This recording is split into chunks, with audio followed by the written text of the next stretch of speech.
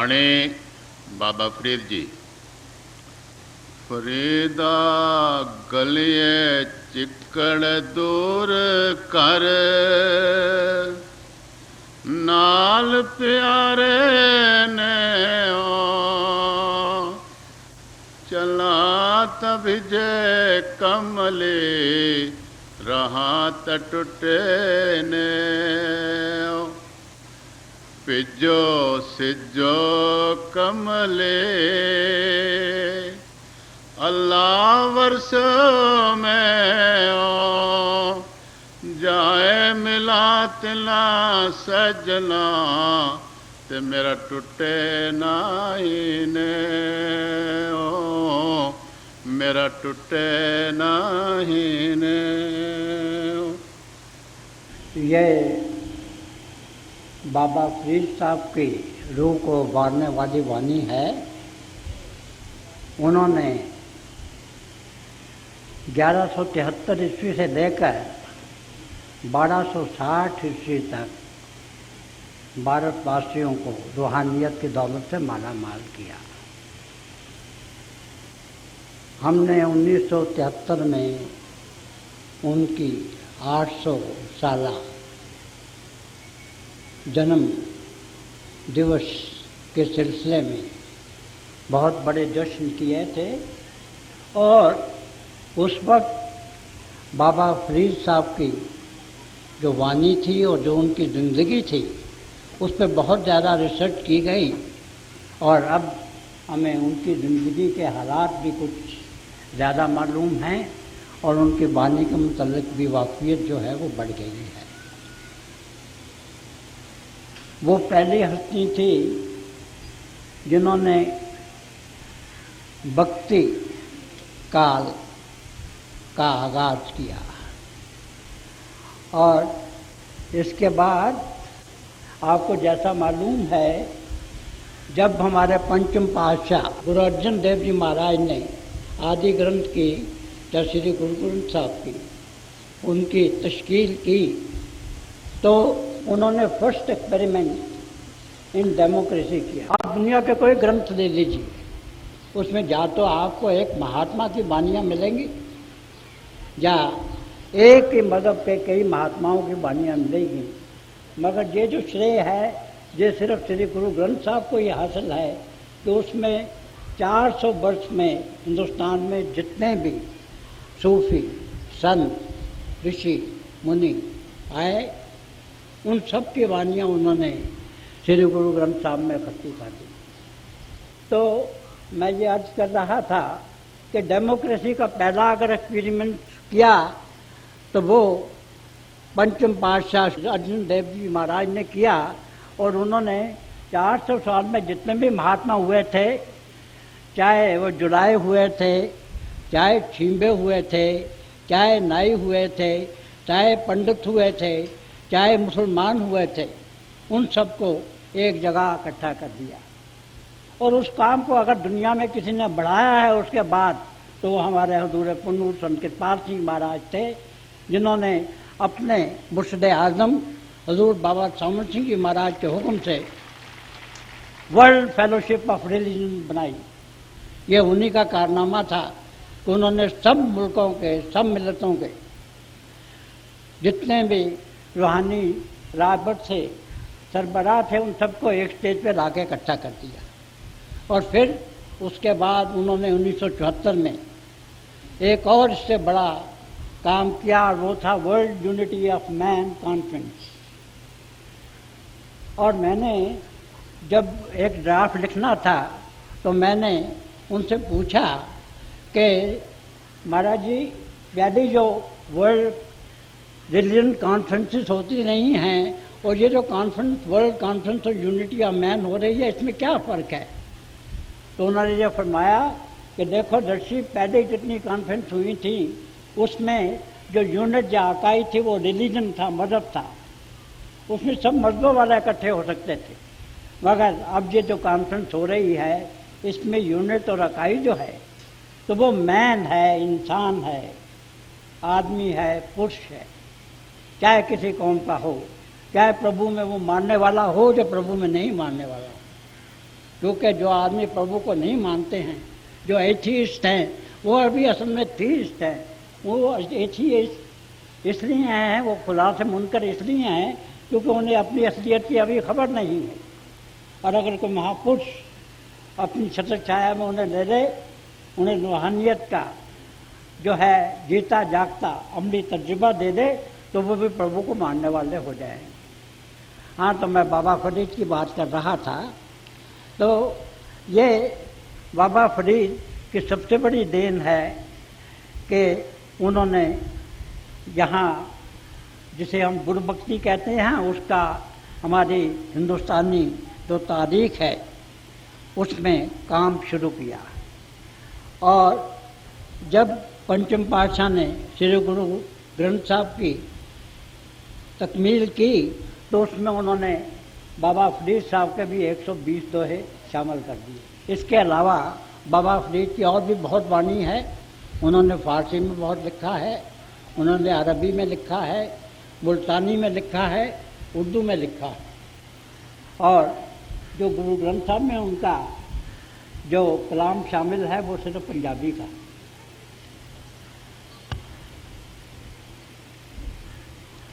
तो ऐसी महापुरुष जब भी पैदा होते हैं तो पैदाइश से ही उनका जीवन जो होता है वो प्रभु से एकमिक होने का होता है।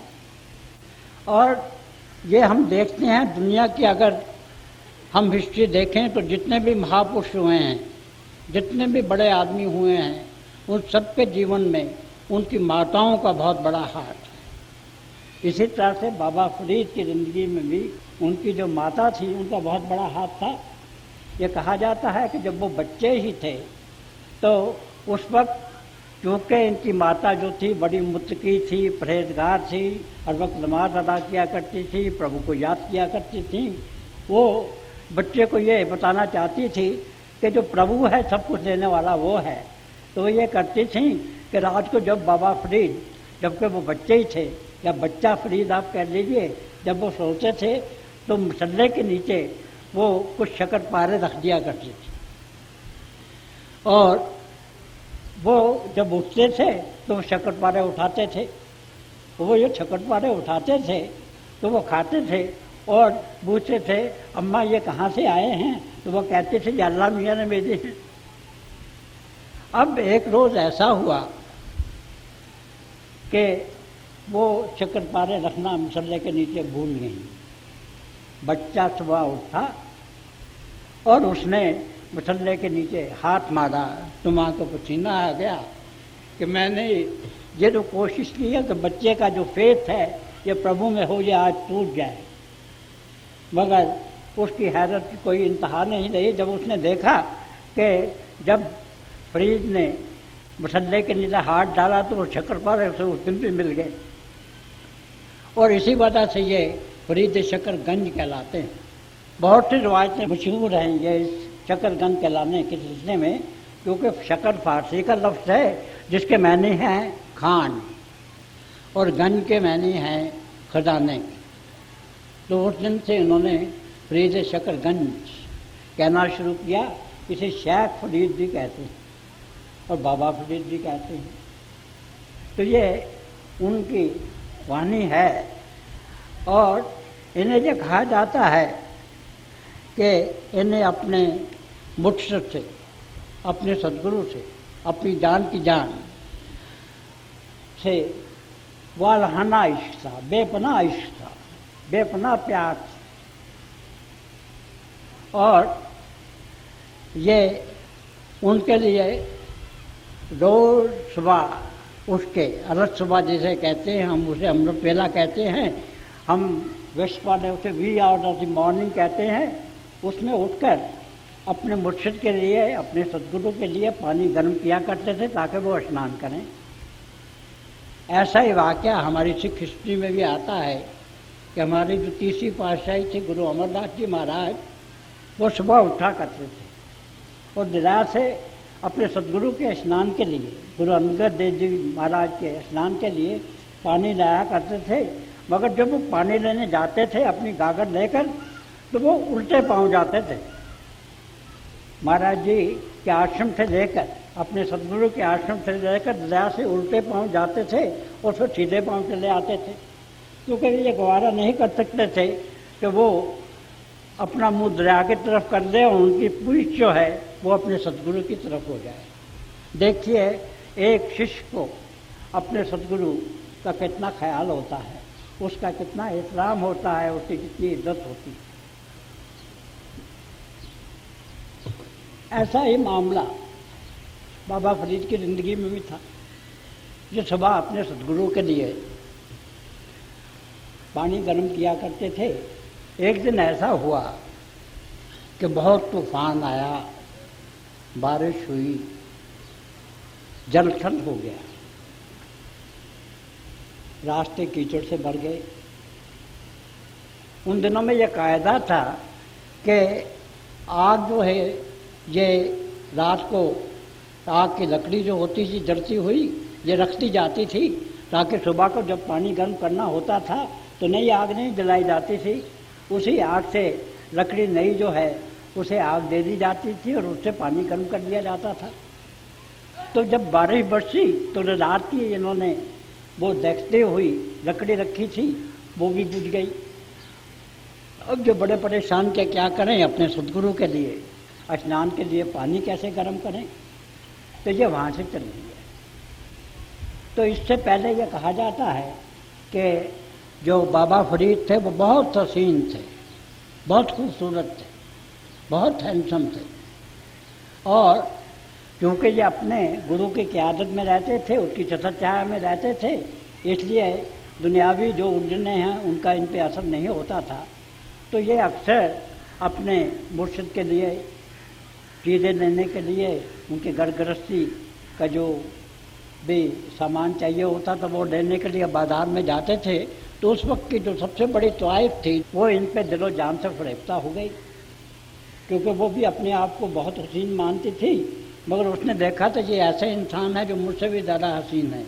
तो उस दिन सुबह जब निकले ये अपने गुरु के लिए आग की तलाश में निकले, क्योंकि उनका पानी स्नान का गर्म करना था।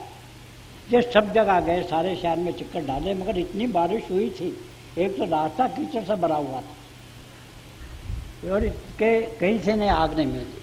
आखिर में जब ये उस तवाइफ की गली से गुजरे तो इन्होंने देखा कि वो तवाइफ हुक्का पी रही।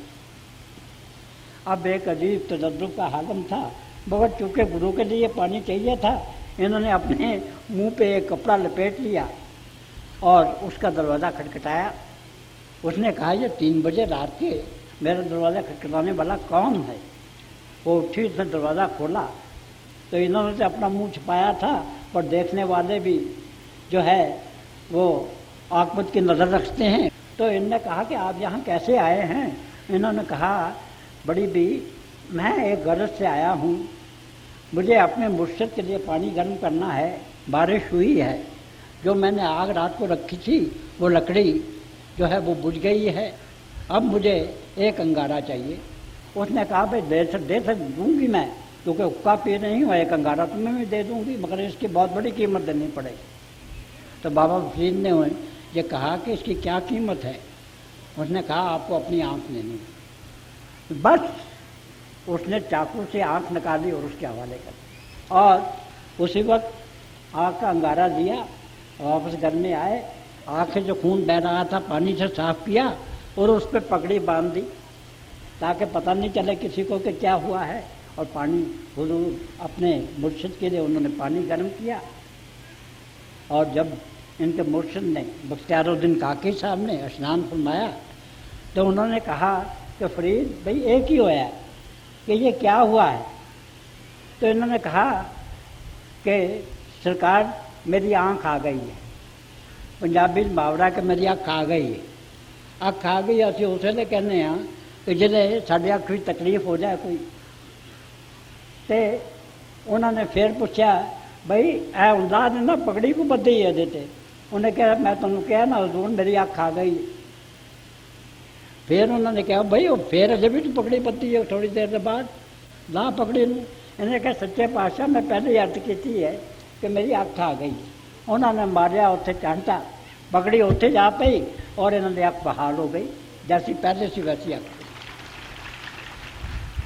ये उस महापुरुष की वाणी है कि जिन्हें अपने गुरु से इतना प्रेम था, वैसा ही प्रेम जैसे हमारी तीसरी पातशाही को दूसरी पातशाही के लिए था, या हमारे हजूर पुनूर संत कृपाल सिंह जी महाराज को अपने मुर्शिद आदम हजूर बाबा सावन सिंह जी महाराज के लिए। फरीदा गलिए चिकड़ दूर कर, नाल प्यारे ने ओ, चला तभिजे कमली रहा टूटे ने हो। अब जो गुरभक्ति की बात है, अपने मुर्शिद के इश्क की बात है, और जो इश्क है वो देना चाहता है। Give give and give. Love knows selfless service and sacrifice. जो निष्काम सेवा और कुर्बानी देना चाहता है। अब बाबा फरीद जी फरमा रहे हैं कि ऐसा मौसम है और जाना है मैंने अपने मुर्शिद के हुजूर में अपने माशूक से मुलाकात के लिए। तो ये रुकावटें जो हैं तो मेरे रास्ते में ये हायर नहीं हो सकती हैं। मुझे मालूम है कि तूफ़ान है, बिजली है, अंधेरी रात है, गुप्त अंधेरी रात है, बड़को बाला हैं, कीचड़ से लथपथ रास्ते हैं, खाइयाँ हैं, मगर जो इश्क नाम है वो दिल लगने का नाम है। वो दिल से दिल, आंखों से आंखों और रूह से रूह में एक रास्ता होने की बात, वो दो से एक हो जाने की बात। उसमें मैं नहीं रहता, उसमें तू ही तू हो जाता। तो ऐसी हालत में अब ये बता रहे हैं कि मैंने ज़रूर पहुंचना है और मुझे कोई चीज़ इसमें रुकावट हायर नहीं कर सकती, और वो अपने रास्ते पे चल लेते हैं। अगर हम महात्माओं की जिंदगियों को देखें तो उनका नज़रिया बदल जाता है किसी स्टेज पे लाइफ में, और उनकी यहाँ तक हमारा ये मिजाजी इश्क का तल्लुक है, ये तो बड़ा पॉजिटिव होता है। मिजाजी इश्क तो यही समझता है, ये जो जिस्मानी इश्क है कि वो सिर्फ मेरा ही होकर रह जाए। एक शायर ने कहा है कि मुझे चाहता हूँ कि मैं तुम्हें अपनी आंखों में बंद कर लूँ और आंखों में पहले तुम्हें अपनी आंखों में समेट लूँ, फिर अपनी आंखें बंद कर लूँ, ताकि ना कोई तुझे देख सके ना तो किसी को देख सके। मगर जो प्रभु के बंदे होते तो वो तमाम दुनिया के लिए होते हैं। वो तो प्रभु का नूर हर बंदे में देखते हैं, हर जानवर में देखते हैं, हर चरिंद में देखते हैं, हर परिंद में देखते हैं, हर कीड़े में देखते हैं, हर मकोड़े में देखते हैं, हर फूल में देखते हैं। यह एक फारसी का एक मिसरा है कि ए गुल बतो खुद संदम कबूए कसेदारी। ए फूल, मैं तुम्हें इसलिए चूमता हूँ कि मुझे अपने प्यारे की खुशबू तुमसे आती। तो ये जो सिलसिला है ये आम तौर पर चलता है हम इसके मजाजी का और इसके हकीकी का, और जब इसके मजाजी जो है वो इसके हकीकी में तब्दील हो जाता है तो वो एक नई दुनिया पैदा हो जाती है, एक हुस्न की दुनिया, एक इश्क की दुनिया, एक हसीन दुनिया, एक दुनिया जिसमें के नगमा ही नगमा है, जिसमें संगीत ही संगीत है, जिसमें नूर ही नूर है, जिसमें खुशी ही खुशी है, जिसमें सरसारी सरसारी है, जिसमें सरमस्ती सरमस्ती है। एक आलम ऐसा पैदा हो जाता है।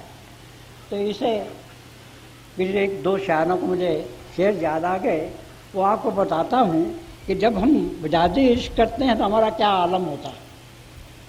आमतौर पर जो हमारी मिजाजी महबूबा होती है, जो हमारे शरीक के ज़िंदगी होता है, जो जीवन का साथी होता है, उसकी एटीट्यूड ज़िंदगी में ये होती है कि हम सिर्फ उसी के लिए मौकूफ़ हो जाएं। मगर जो खुदा का बंदा होता है वो तो दुनिया के लिए होता है, वो तो किसी इंसान तक महदूद नहीं होता है। तो एक शेर है कि उन्हें जिद कि मुझे देख कर किसी को न देख, उन्हें जिद कि मुझे देख कर किसी को न देख, और मेरा ये शौक कि सबको सलाम करता चलूं। उन्हें जिद कि मुझे देख कर किसी को न देख, और मुझे ये शौक कि सबको सलाम करता चलूं। तो यही बात है कि जब हमारा ये जो इसके मदादी है, ये जो जिस्मानी प्यार है, ये रूहानी प्यार में तब्दील होता है, तो उस वक्त हमारी आत्मा का और परमात्मा का मिलाप हो जाता है। यही वो समय है कि जब हम जिंदगी का सबसे बड़ा जो देह है, अपने आप को जानने का, प्रभु को पाने का, self knowledge and God realisation का, खुद शनासी और खुदा शनासी को पूरा हो जाता है। फरीदा गलिए चिकड़ दूर घर, नाल प्यारे ने ओ, चला तभिजे कमले रहा टूटे ने। फरीद साहब ये कह रहे हैं कि एक अजब समा है, वर्षा जो है बड़े जोर से हुई है, रास्ते बड़े दुश्वार हैं, रास्ते में तरह तरह की रुकावटें हैं, मगर जब जुनून या इश्क, जब प्यार, जब प्रेम किसी के दिल में समा जाता है, तो वो ऐसा रहनुमा होता है कि सब रुकावटें को दूर कर देता है। उसके रास्ते में, एक आशिक के रास्ते में कोई रुकावट नहीं है, क्योंकि जो आशिक होता है वो तो वैसा होता है कि जैसा दशमेश पिता ने कहा है कि अगर आपको मुझसे प्रीत है, अगर आप मुझको मिलना चाहते हैं तो आप मेरी गली में आइए, मगर जब गली में आइए तो अपनी सर को अपनी हथेली पर रख के आइए। ये जो रास्ता है, ये कुर्बानी का रास्ता है। तो आपको यही बता रहे हैं कि देखिए, मेरे पास एक अमली है। जब प्रभु का बंदा होता है वो ज़्यादा फकीर होता है, वो अपने पास कुछ नहीं रखता है। आप किसी को दे आइए, किसी फकीर को कुछ चीज़ दे आइए, तो वो तो दुनिया के लिए खर्च कर देता, अपने के लिए कभी खर्च नहीं करता। देखिए, हमारे हुजूर पुरनूर संत कृपाल सिंह जी महाराज के कितना सादा जीवन था। उनके जो कफ होते थे ना, ये बाजू के, वो धागे से वो बांध दिया करते थे, अगर वो कफ नहीं टूट जाया करते। ये इन महापुरुषों की एक निशानी हुआ करती। ऐसा ही हमें स्वामी राम तीरथ जी महाराज के जीवन में भी आता है, बाकी महात्माओं के जीवन में ऐसी बातें आती हैं तो अपना जीवन बड़ा सादगी से बसर करते हैं, और जो कुछ भी होता है वो दूसरों के लिए खर्च कर देते हैं, अपने लिए कुछ नहीं रखते। तो अब ये बता रहे हैं कि मेरे पास तो एक कंबल है, सिर्फ एक ही है। अब अगर मैं रास्ते में जाऊंगा तो वो कंबल भीग जाएगा। वो कंबल अगर भीग जाए उसके बाद वो फट भी जाता है। कहने का मतलब मुझे इसका कोई परवाह नहीं है। ये जो महापुरुष होते हैं ये दायरा तौर पर गरीब होते हैं, फकीर होते हैं, मगर वो असल में सबसे बड़े शहंशाह होते हैं। दोनों जहानों की जो दौलत है रूहानियत की उनके पास होती है।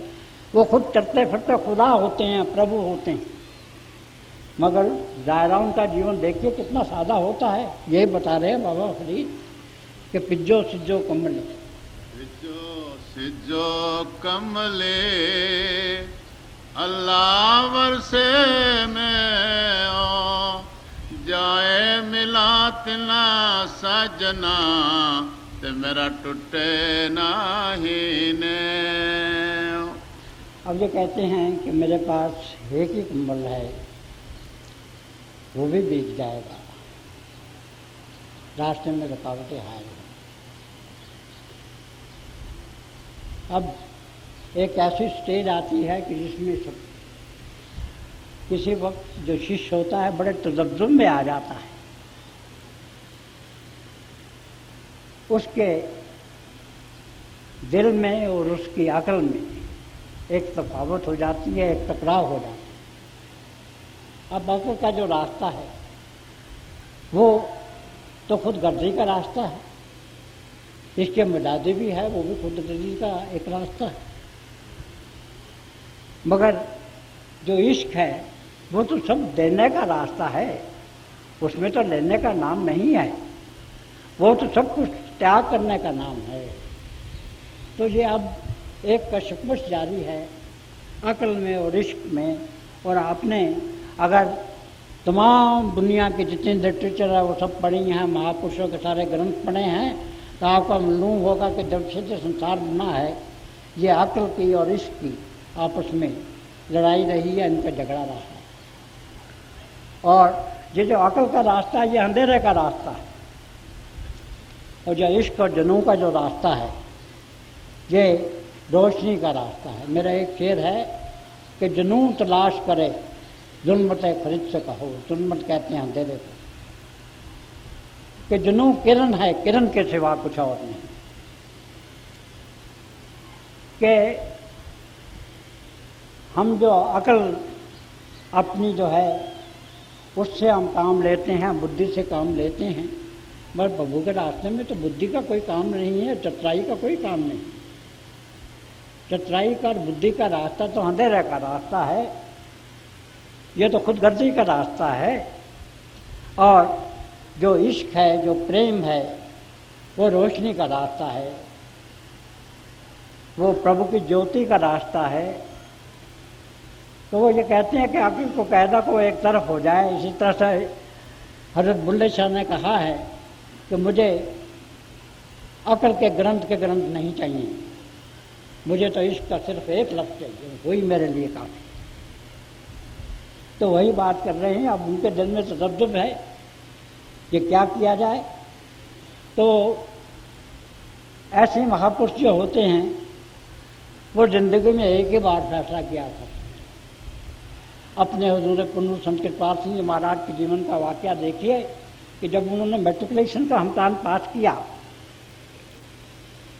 तो उनके सामने एक बहुत बड़ी समस्या थी कि उनका ज़िंदगी में अपना ध्येय जो है, जो एम है, वो क्या होना चाहिए। उन्होंने 7 दिन तक दिन रात इस पर विचार किया, इसके जितने भी प्रॉज एंड कॉन्स थे उन सबको सोचा और आखिर में जो फैसला किया, God first and world after. तो पहले तो मेरी आत्मा और परमात्मा के मिलाप का मामला है, जो दुनियादारी तो बाद में होती रही। और ऐसा ही फैसला हर इंसान करता है। अब बाबा फरीद भी कह रहे हैं कि जो प्रभु का बंदा है, जो प्रभु को चाहने वाला है, वो ऐसी कश्मों से जब गुजरता है तो वो ये फैसला करता है कि ठीक है, मैं तो इसका रास्ते पर चलूँ।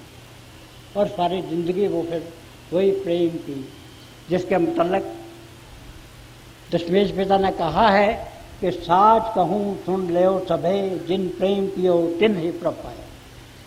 वो उसी रास्ते पर चलता है। तो अब वो कहते हैं मैंने भी ये फैसला कर लिया है कि ये दुनिया की रुकावटें, ये दुनिया की जितनी भी कोशिशें हैं, धन है, दौलत है, जायदाद है, ख्याति है, नाम है, कुर्सी है बड़ी, ये मेरे रास्ते में कोई रुकावट नहीं डाल सकते। जो प्रभु का बंदा है वो सब इनमें से गुजर के वो तो अपने इश्क के रास्ते पर चला जाता है। तो ये हमने अभी अभी ये जो बाबा फरीद का दोहा है, इसमें हमने इश्क का, गुरु भक्ति का, इसके अदाई का, इसके मुर्शिद का एक हल्का सा अक्स देखा, एक हल्का सा खाता देखा। आओ हम सब इससे फ़ायदा उठाएं, हम अपने भी दिल को, अपनी जान को, अपनी रूह को, अपने गुरु को हवाले करें। बाबा सामन सिंह जी महाराज ने और संत कृपाल सिंह जी महाराज ने फरमाया है, रोज़ भजन सिमरन पे बैठना चाहिए, बाकायदगी से डायरी रखनी चाहिए और अपने जीवन को उनके हुक्म के अनुसार ढालना चाहिए, ताकि इस ज़िंदगी का जो सबसे बड़ा लक्ष्य है अपने आप को जानने का, प्रभु को पाने का, हम उसी जीवन में पा जाए। और इसी से हमारी ये दुनिया भी समझ जाएगी और हमारी अगली दुनिया भी समझ जाएगी।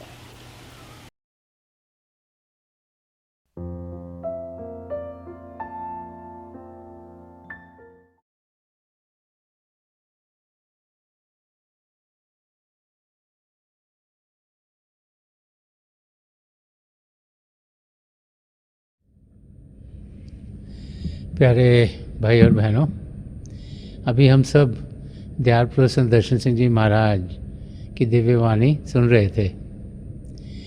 जब भी हमें संत दर्शन सिंह जी महाराज के शब्द सुनने को मिलते हैं तो एक नया रास्ता हम सब के लिए खुल जाता है, जिसके ज़रिए हम अपनी मंजिल तक पहुंच सकें। वो रास्ता प्रेम का रास्ता है, वो रास्ता अध्यात्म का रास्ता है। तो थोड़ी देर के लिए आप सब अभ्यास के लिए बैठ जाएं। आप जहाँ भी बैठे आराम से बैठिएगा, अपनी आंखें बंद कर लीजिएगा और ये आंखों के डेले आई बॉल्स हैं सीधे सामने फोकस होने चाहिए, जैसे 8-10 इंच आपके सामने फोकस हैं। आंखें बंद करते ही वो भाई बहन जिन्हें नाम की देन मिली है आप सिमरन कीजिएगा, और जो भाई बहन यहाँ नए हैं आप पिता परमेश्वर के किसी भी जाति नाम का जाप कीजिएगा।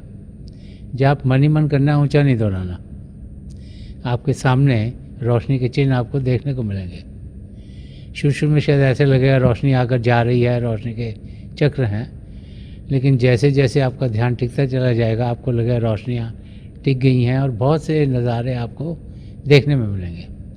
तो जो कुछ आपको दिखता है उसे बड़े आराम से देखिए, प्रेम से देखिए, और आप देखेंगे कि आपकी ज़िंदगी में आपको कितना सुकून मिलेगा, कितनी शांति मिलेगी, और आपकी ज़िंदगी प्रभु के प्रेम से भरपूर होनी शुरू हो जाएगी। थोड़ी देर के लिए आप सब अभ्यास के लिए बैठ जाएं। प्रभु की दया हो कि हम सब जो पिछली सेंचुरी के महापुरुष हैं, हजूर बाबा सावन सिंह जी महाराज, परम संत कृपाल सिंह जी महाराज और दयाल संत दर्शन सिंह जी महाराज, उनके वचनों को अपनी ज़िंदगी में ढालें और अभ्यास के ज़रिए प्रभु की प्राप्ति करें। थोड़ी देर में आप सबको इस अभ्यास से उठाऊंगा और मेरी शुभकामनाएं आप सबके साथ हैं।